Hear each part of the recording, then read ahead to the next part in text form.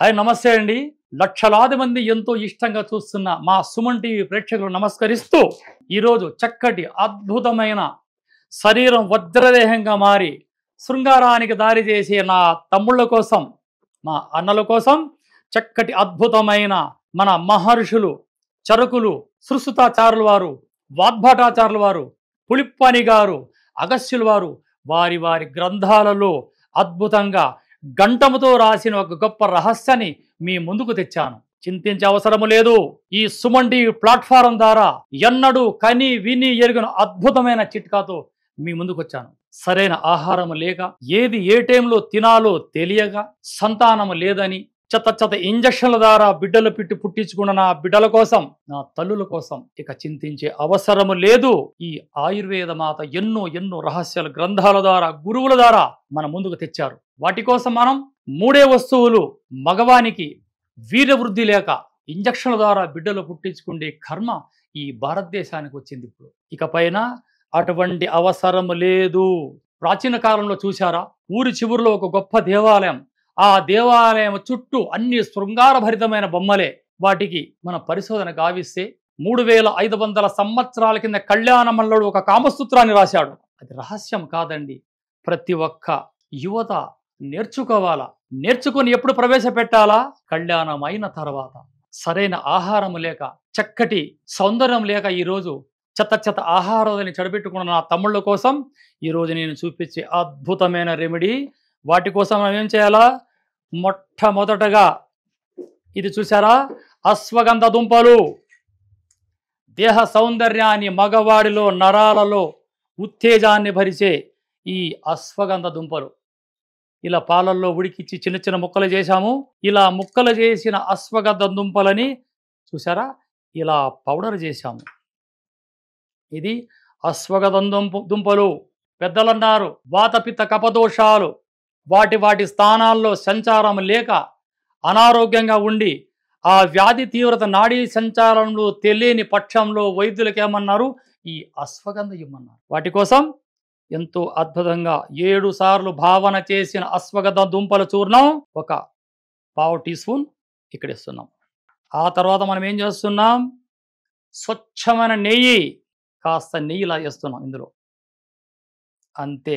అశ్వగంధ దుంపల చూర్ణం, స్వచ్ఛమైన నెయ్యి ఇలా కలిపి ఇలా శుభ్రంగా కలుపుతున్నాం. చూడండి, గేదె నెయ్యి దొరికినా పర్వాలేదు. కొన్ని ప్రాంతాల్లో బర్రె అంటారు, కొన్ని ప్రాంతాల్లో ఎనుము అంటారు, కొన్ని ప్రాంతాల్లో భైన్స్. ఇలా మందు రెడీ అయిపోయింది చూసారా. ఈ అశ్వగంధ దుంపల చూర్ణం చక్కగా మీరు సంపాదించుకోండి, లేదంటే నేను మీకు ఇవ్వగలను.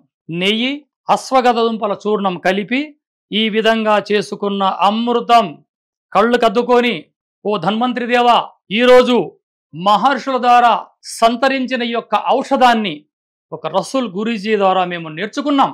ఇకపైన మా ఇంట్లో కలకల బిడ్డలు పుట్టి ఈ కుటుంబం సస్యశ్యామలంగా ఉండాలని మనస్ఫూర్తిగా సంకల్పం భావించి ఈ యొక్క ఔషధాన్ని సేవించి ఒక్క గ్లాసు వేడి పాలు తాగండి. ఇది సేవించే రోజుల్లో జఠరాగ్ని పెంచే వస్తువులు, చేపలు, ఈ గొర్రె మాంసాలు, ఫారం కోడి మాంసాలు తినకండి. తినేవారుంటే పావురే మాంసం తినండి, లేదా నాటుకోడి మాంసం తినండి.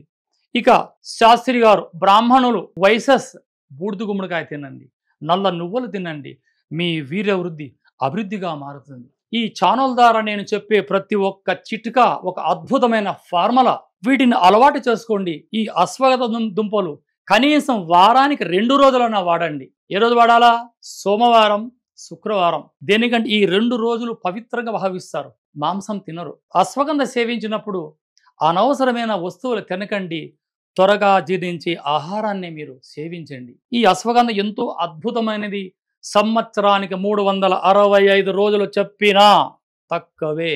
ఇక నెయ్యి అంటారా, పచారీ కొట్లో దొరికే నెయ్యి కొనకండి. మీరు పాలు తెచ్చుకొని తోడు వేసి వెన్న తీసి వెన్నని కరిగిస్తే ఘుమలాడే అద్భుతమైన నెయ్యి మన ఇంట్లో వస్తుంది. బజారు అంతా కల్తీగా మారింది తమ్ముళ్ళు. ఈరోజు స్వచ్ఛమైన నెయ్యి తెచ్చుకొని అశ్వగంధ దుంపలు భావనలు చేసి 7 భావనలు చేసిన అశ్వగంధ దుంపల చూర్ణం మీరు చేసుకోండి, లేదా నాకు పంపమంటే మీకు పంపగలను. ఈ విధమైన అశ్వగంధ దుంపలతో తయారు చేసిన, నేతితో తయారు చేసిన ఈ చక్కటి అమృతం లాంటి వస్తువుని మీరు సేవించి ఆరోగ్యంగా ఉంటారని, ఏదన్నా అవసరం అనిపిస్తే స్క్రీన్ పైన నా నంబర్ ఉంటుంది, మీరు ఫోన్ చేసి తెలుసుకోవచ్చు. ఇది వాడే రోజుల్లో మీరు కాస్త జాగ్రత్తలు పాటించాలా. ఏ జాగ్రత్తలు? అర్ధరాత్రులకు నిద్ర మేలుకోకూడదు, రాత్రి 11ంటికి ఈ ఔషధం తీసుకోకూడదు. ఈ ఔషధం సాయంత్రం 8 గంటలకంతా తీసుకోవాలి. తెల్లారితో నిద్ర లేయాల. ఇది వాడే రోజుల్లో కొద్ది రోజులు శృంగారానికి దూరంగా ఉండడం మీ ఆరోగ్యకరం. మీ వీర్యం చిక్కబడి సంతానం సౌఫల్యంగా మారి, ఇక మీ భార్యకి గర్భంలో ఏదైనా దోషం అనిపిస్తే ఇదే అశ్వగంధ, ఇదే నెయ్యిని ఆమెకు కూడా బహిష్ట అయిన 5వ రోజు నుంచి 10వ రోజు వరకు ఆమెకు 5 రోజులు పాటిస్తూ ఈ ఆవు పాలు తాపండి. ఆమె గర్భంలో పీసీఓడి ప్రాబ్లం ఉన్న, నీటి బుడగలున్న, బహిష్ట ఇంచుమించు అవుతా ఉంటుంది. నెలకు 2 సార్లు లేదా 2 నెలలకు ఒకసారి. ఈ సమస్యలన్నీ దూరం కావాలంటే ఈ రసూల్ గురించి చెప్పిన అద్భుతమైన మీరు చిట్కాని పాటించండి. ఎటువంటి సైడ్ ఎఫెక్ట్ లేదు. కానీ ఇది వాడే రోజుల్లో గుట్కాలు, పాన్పరాకులు, మద్యము ఇవి సేవించకూడదు. ఏదన్నా అవసరం అనిపిస్తే స్క్రీన్ పైన నా నంబర్ ఉంటుంది, ఫోన్ చేసి ఈ రసూల్ గురించి నేనుగా మీరు మాట్లాడవచ్చు. జై హింద్.